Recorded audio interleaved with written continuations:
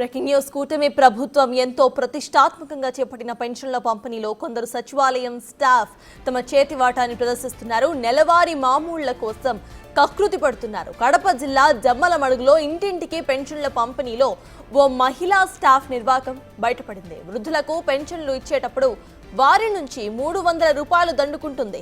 ఎందుకు డబ్బులు తీసుకున్నారని స్థానికులు ప్రశ్నించగా పొందలేని సమాధానాలు చెప్తూ నీళ్లు నమిలారు. ప్రింటర్స్, స్కానర్స్ కోసం తీసుకున్నామని, కావాలంటే ఇప్పుడు ఇచ్చేస్తాంలే అంటూ నిర్లక్ష్యపు సమాధానం చెప్తున్నారు. అధికారులకు తెలిసినా చోద్యం చూస్తున్నారని స్థానికులు మండిపడుతున్నారు. వెంటనే సచివాలయ సిబ్బందిపై చర్యలు తీసుకోవాలని డిమాండ్ చేస్తున్నారు స్థానికులు.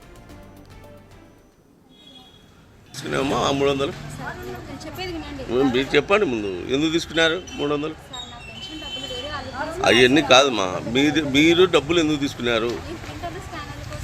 అవన్నీ ఇప్పుడు గవర్నమెంట్ చెప్పలేదు కదా తీసుకోమని, చెప్పిందా? అది కాదు మేడం, మీరు తీసుకోవాల్సిన అవసరం లేదు కదా.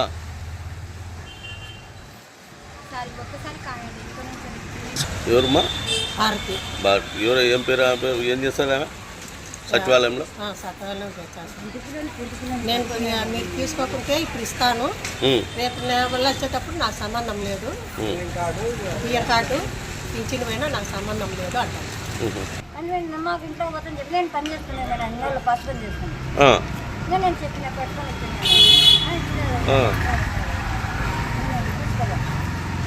ఇప్పుడు ఎందుకు ఇవ్వడం? మీకు డబ్బులు ఇచ్చిందా ఇవ్వలేదా?